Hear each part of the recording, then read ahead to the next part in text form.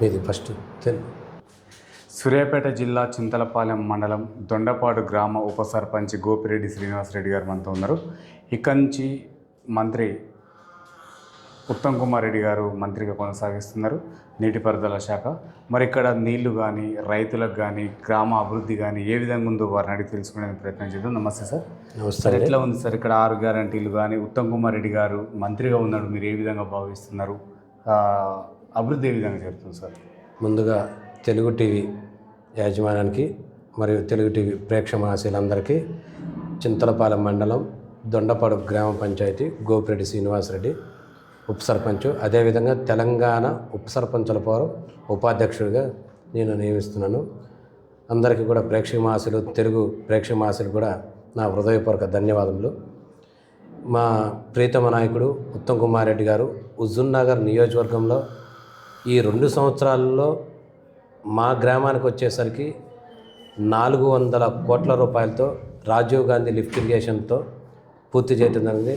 ఇప్పటికీ ఒక 50% పూర్తి చేసిండు. రేపు నెక్స్ట్ మార్చికి కల్లి కూడా రైతులకి నెక్స్ట్ పంటకు వచ్చేసరికి మొన్న రీసెంట్గా ఒక 20 రోజుల క్రితం రివ్యూ చేయడం జరిగింది. కాంట్రాక్టులందరినీ కూడా పిలిచి త్వరగా రైతులకు ఇవ్వాలా అని చెప్పేసి అది ఎస్టిమేషన్ 10,000 ఎకరాలు 400 కోట్ల రూపాయలతో నిర్మిస్తుండ్రు.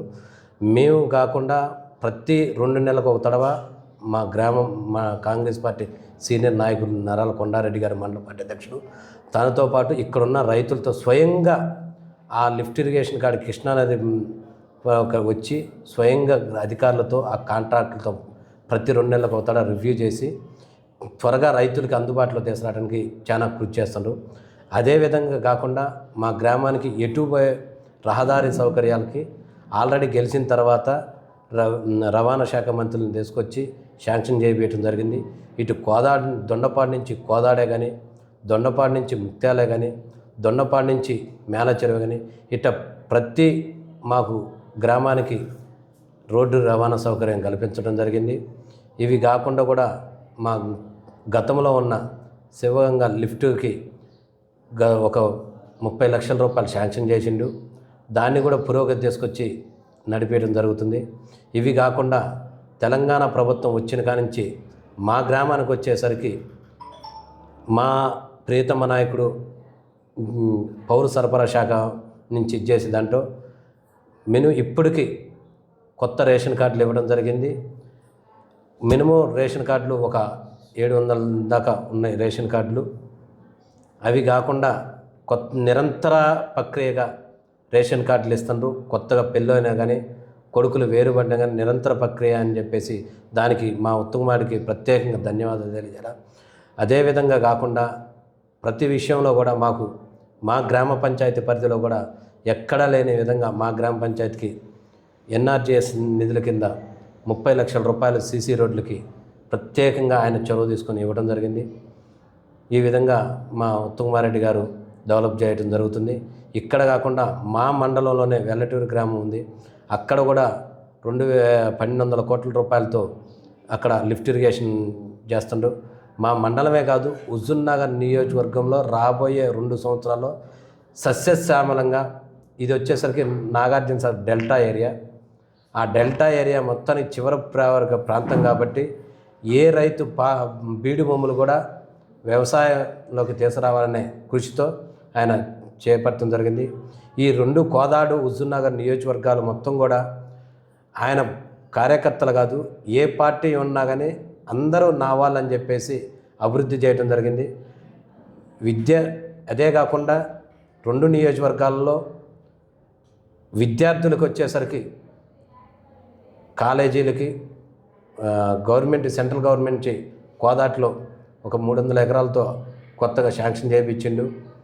100 పడకల కోదాట్లో గవర్నమెంట్ దామోదర్ నరసింహ గారితో మాట్లాడి ప్రత్యేకంగా అది కూడా శాంక్షన్ చేసి ప్రతి నెల రివ్యూ, నేను 3 రోజుల క్రితం కూడా రివ్యూ చేయడం జరిగింది.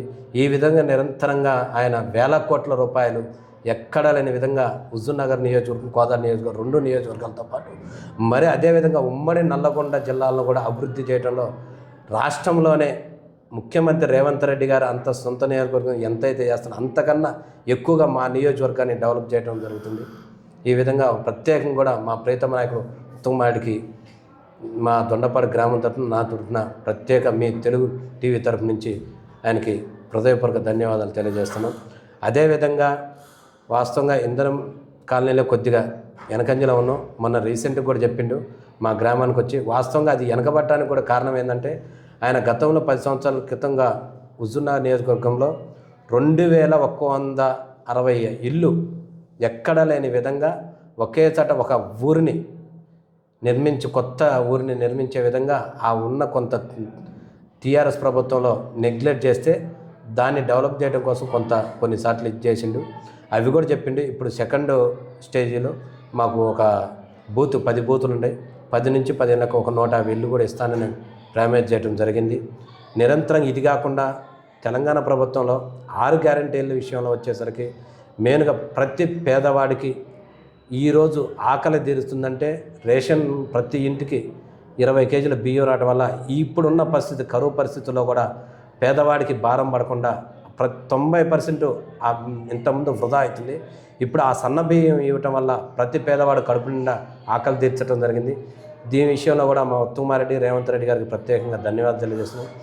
అదే కాకుండా కూడా విద్యుత్ విషయంలో కూడా ప్రతి 200 యూనిట్లకి పేదవాడికి భారం పడకుండా నెలకు వచ్చేసరికి 800 రూపాయలు విద్యుత్ భారం పడకుండా కూడా ప్రతి ఇంటి పేదవాడికి మా తెలంగాణ ప్రభుత్వం ఉత్తమాడి చదువు వల్ల జరుగుతుంది. ఇవే కాకుండా మా గ్రామంలో తెలంగాణ ప్రభుత్వం ద్వారా గతంలో నిర్మించిన నిరంతర ప్రక్రియంగా 1100 రూపాయలు పెన్షన్లు ఉన్నాయి. 25 లక్షల రూపాయల దాకా మా గ్రామానికి ఇచ్చేస్తుండు. ఇవి కాకుండా మా ప్రతి విషయంలో కూడా CM relief fund, Kalyana Lakshmi వాస్తవంగా నేను ప్రత్యక్షంగా చూసా. కళ్యాణ లక్ష్మి మా గ్రామంలో 27 కళ్యాణ లక్ష్మిని వచ్చినాయి.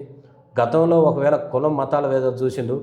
ఇప్పుడైతే మాత్రం ఒక బ్రాహ్మణుకి వైశ్యాస్ కులం, రెడ్డి, యాదవ, చాకల కుల వ్యత్యాసం లేకుండా కూడా మొన్న రీసెంట్గా 27 మందికి కళ్యాణ లక్ష్మి ఇవ్వడం జరిగింది, 30 లక్షలు సుమారు. అదే కాకుండా కూడా నిరంతర ప్రక్రియ వాస్తవంగా చెప్పాలంటే కొంతమంది హెల్త్ ఇన్సూరెన్స్ లేక ఇబ్బంది పడే కార్పొరేట్ ఆసుపత్రుల్లో వైద్యం చేయించుకొని అన్యంగా సడన్గా చేయించుకునే వాళ్ళకు కూడా నిరంతర ప్రక్రియంగా ప్రతి 3 నెలలకు ఒక తడవ మా గ్రామంలో ఇప్పుడు కూడా లక్షల మంది, కనీసం నాకు తెలిసి ఈ ప్రభుత్వం వచ్చిన తర్వాత కూడా ఎంతోమందికి సీఎం రిలీఫ్ ఫండ్ ఇవ్వటం జరుగుతున్నది. ఆ విధంగా కూడా ప్రజలకి మెరుగు చేస్తూ జరుగుతుంది. ఇమ్మీడియట్లీ ఆయన ఆఫీస్కి తెచ్చిపోయి ఎవరు రికమెండేషన్ అవసరం లేదు, పార్టీలతో సంబంధం లేదు, టీఆర్ఎస్ కాంగ్రెస్ అని లేకుండా ప్రతి పేదవాడు అప్లికేషన్ పెట్టుకున్న ప్రతివాడు ఇమ్మీడియట్లీగా ఆన్లైన్ చేసి ప్రత్యేకంగా అది సీఎం రిలీఫ్ ఫండ్ కూడా నిధులు విడుదల చేయడం జరుగుతుంది. ఈ విధంగా నిరంతర ప్రక్రియంగా మా హుజూర్నగర్ నియోజకవర్గం, కోదాడ నియోజకవర్గం నిరంతరంగా ముందు సాగడం జరుగుతుంది. ఓకే సార్, ఇది నూతనంగా ఏర్పడింది చింతలపాలెం మండలం సార్. ఈ మంత్రి గారు ఇక్కడి నుంచే కొనసాగిస్తారు. ఎట్లాంటి డెవలప్మెంట్ ఉంది సార్? గ్రామ స్థాయిలో చూసుకుంటే పంట మార్పిడి చేయాలంటే కోతులతోటి రైతులు ఇబ్బంది పడుతున్నారు, వీధులలో కుక్కల బాగుంది, సీసీ రోడ్లు, డ్రైనేజ్ వ్యవస్థ అస్తవ్యస్తంగా ఉందంటున్నారు గ్రామ స్థాయిలో. ఈ అన్నిటి మీద మంత్రి గారు ఎలాంటి చర్యలు తీసుకోబోతున్నారు? మంత్రి గారు అంటే ఇది వాస్తవంగా కోతులదని అంటే అది మంత్రి గారి దృష్టి కాదు, అది సిఎస్ఆర్ నిధుల నుంచి మేము మా గ్రామ పంచాయతీ పరిధి నుంచి మేము పాలకవర్గం అందరం కూర్చున్నాము దాని మీద. కాకపోతే ఏంటంటే అవి పట్టించి ఎక్కడైనా జనావసరం స్థితిలో గతంలో కూడా పట్టేయటం జరిగింది మా జనంలో. కాకపోతే ఏంటంటే అవి రైతులకి ఇబ్బంది జరుగుతుంది. నేను ప్రధానంగా ఏంటంటే గ్రామస్తులు బాగా ఇబ్బంది పడటం జరుగుతుంది. దాని మీద కూడా మొన్న గతంలో సిఎస్ఆర్ నిధుల నుంచి మాకు జువారి సిమెంట్ అనేది ఆ నిధుల నుంచి ప్రత్యేకంగా మేము ఏర్పాటు చేయడం అని చెప్పేసి త్వరలో ఆ పరిష్కారం చేయడం జతను. కుక్కల విషయంలో వచ్చి వాస్తవంగా చెప్పాలంటే ఆ కుక్కలను చంపడం గతంలో ఉన్న హైకోర్టు ఆదేశాల ప్రకారం దాన్ని చంపకూడదని దీంతో మేము మా గ్రామ పంచాయతీ పాలకవర్గం తీర్మానం చేసి 600 కుక్కలను కూడా మా గ్రామ పంచాయతీ నుంచి చేసి ఈ వేరే అడవిలో కొంత దూరంలో పట్టేయడం జరిగింది. ఆ విధంగా కూడా మా గ్రామ పంచాయతీ ప్రజలకి లేకుండా ఆ సమస్యను పరిష్కరించడం జరిగింది. అదే కాకుండా కూడా మేము మా సర్పంచ్ చెన్నకేశ్ వెంకయ్య గారు అయితే, నేను ఉప సర్పంచ్ అయితే మా 14 వార్డు మెంబర్లు, 6700 ఓట్లు, 8000 జనాభా మా గ్రామంలో ఉన్నారు. మేమందరం కలిసి కూడా గ్రామంలో ఇప్పటికీ కూడా వీధి లైట్లు 200 వీధి లైట్లు సోలార్ నిరంతరం చేయడం కోసం వీధి లైట్లు ఏర్పాటు చేసినాం. నూతనంగా అటు ఇటు ఒక 60-40 లక్షల దాకా చిల్లర మా ఎన్ఆర్జీఎస్ అయితే మా 15 ఫైనాన్స్ కింద అయితే నూతన సిమెంట్ రోడ్లు ఏర్పాటు చేయడం జరిగింది. వాస్తవంగా నీటి సమస్య వచ్చేసరికి నీటి సమస్య గురించి అయితే కొత్త బోర్లు ఎక్కడైనా ఉంటే బోర్లు వేయటం, ఇమీడియట్లీగా ఎక్కడైనా మోటార్లు ఇబ్బంది పెడితే ఇమీడియట్లీగా మోటార్లు రిపేర్ చేయించి త్రాగునీటి సమస్య తీర్చడంలో మేము ఎంతగా మా సర్పంచ్ అయినా ముందడుగులో ఉండటం జరుగుతుంది. సార్, చింతలపాలెం మండలంలో ఫ్యాక్టరీలు చాలా ఉన్నాయి సార్. ఈ ఫ్యాక్టరీలలో ఈ చింతలపాలెం మండలంలో ఉన్న నిరుద్యోగ యువతకి ఉపాధి ఏ విధంగా కలుగుతుంది సార్? ఇది మంత్రి గారు ఏమన్నా దాన్ని ఉపాధి కల్పించే ఆలోచనలు ఉన్నాయంటారు? దాని విషయంలో అయితే వాస్తవంగా చెప్పాలంటే నేను కూడా గతంలో ఉప సర్పంచ్ కంటే ముందు ఉండగా నేను కూడా పవర్ ప్లాంట్ ఇక్కడ జువారి సిమెంట్ పవర్ ప్లాంట్లో ఎంప్లాయీ చేశాను. 2 సంవత్సరాలు ఆ పవర్ ప్లాంట్ బంద్ చేయటం వల్ల 34 మంది రోడ్డును పడటం జరిగింది. కొత్తగా ఆ జువారి సిమెంట్లో WHR ప్లాంట్ కట్టిన తర్వాత 10 మందిని తీసుకుంటా ఉంటారు. కథల్ని తర్వాత నిరంతరం మేము చేసే ఆ సీతాపూర్ ప్లాంట్ ఆంధ్ర వాళ్ళు వేరే భరత్ కుమార్ అని చెప్పేసి MP వాళ్ళు కొన్నారు. అది కనుక మళ్ళీ రీకనెక్ట్ చేస్తే వాళ్ళు ఇస్తానంటున్నారు. దాంట్లో కూడా మేము మంత్రి గారి దృష్టికి తీసుకెళ్తే మంత్రి గారు కూడా మంచిగా స్పందించి యాజమాన్యంతో ఒక నెల క్రితం కూడా వస్తే మా ఊరు ఈ లిఫ్ట్ ఇరిగేషన్ ఈ అభివృద్ధి పనులు అతను వస్తే చెప్తే డైరెక్ట్ VP గారు మాట్లాడు త్వరగా ఈ సమస్యలు కూడా పరిష్కరించింది. కాకపోతే ఏంటంటే మాత్రం నిరుద్యోగ విషయంలో అయితే కొంత అయితే మాత్రం ఫ్యాక్టరీలో చొరవ తీసుకున్నా వాళ్ళు ఏంటంటే మల్టీనేషనల్ కంపెనీ కార్పొరేట్ కంపెనీలు అయ్యాకనే కొంత ఆ విషయం నిరుద్యోగ విషయంలో మాత్రం మాకు జరిగింది. ఇంకొక మా దౌర్భాగ్యం ఏంటంటే మాకు ఇక్కడ ఆంధ్ర మేము బోర్డర్గా ఉంటాము. వాస్తవం చెప్పాలంటే ఇక్కడ ఫార్మా కంపెనీలు మొత్తం కూడా ఆంధ్రాలో 2 ఫ్యాక్టరీలు ఉన్నాయి, ఇంటిగ్రేన్ కోహెన్స్ అని చెప్పేసి. వాళ్ళు ఏంటంటే ఆ డెవలప్ విషయంలో మాకు చాలా వరకు అన్యాయం జరుగుతుంది. మాకు సరిహద్దు అయ్యకలే అది ఉండటం మొత్తం కూడా సరిహద్దు తెలంగాణకు వస్తుంది ఫ్యాక్టరీ మొత్తం. వాళ్ళ యొక్క కెమికల్ అది మొత్తం కూడా మేము అనుభవించాల్సి ఉంది. దాని విషయంలో మేము సర్పంచ్గా చేసిన తర్వాత కొంత పోరాడితే ఒక ప్లాంట్ నుంచి కోహెన్స్ ఫ్యాక్టరీ నుంచి ఒక 10 లక్షల రూపాయలు కొంత CSR నిధులు చేస్తూ ఉంటున్నాం. ఆ విషయంలో అయితే మాత్రం మాకు కొద్దిగా లోడ్ జరుగుతుంది. ఇంకొక ప్లాంట్ కూడా జరుగుతుంది. దాంట్లో కూడా మాకు 30% మ్యాక్సిమం మా వాళ్ళకి ఇవ్వాలని చెప్తున్నాం. మా ఉత్తమాడి దగ్గర కూడా దృష్టి తీసుకున్నాం. మేము కూడా దాని నిరుద్యోగ విషయంలో మాత్రం చాలా కొద్దిగా సమస్య అయితే ఉంది.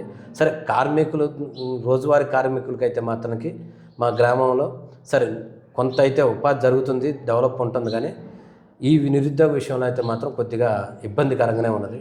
ఆ సమస్యకు కూడా మేము కూడా ప్రయత్నం చేస్తాం. సార్, ఇక్కడున్న స్థానిక ప్రజలు ఈ కంపెనీలన్నీ కూడా ప్రైవేట్ కంపెనీలన్నీ కూడా అమౌంట్ ఇస్తే గ్రామ అభివృద్ధుల కోసం వాడుకుంటున్నారు. అలా కాకుండా ఎట్లా రాష్ట్ర కేంద్ర ప్రభుత్వాలు ఇచ్చే నిధులతోటి గ్రామాలు డెవలప్ చేసుకోవచ్చు, ఉన్న నిరుద్యోగ యువతకి ఉపాధి కల్పిస్తే కొంచెం న్యాయం జరుగుతుంది అంటున్నారు సార్.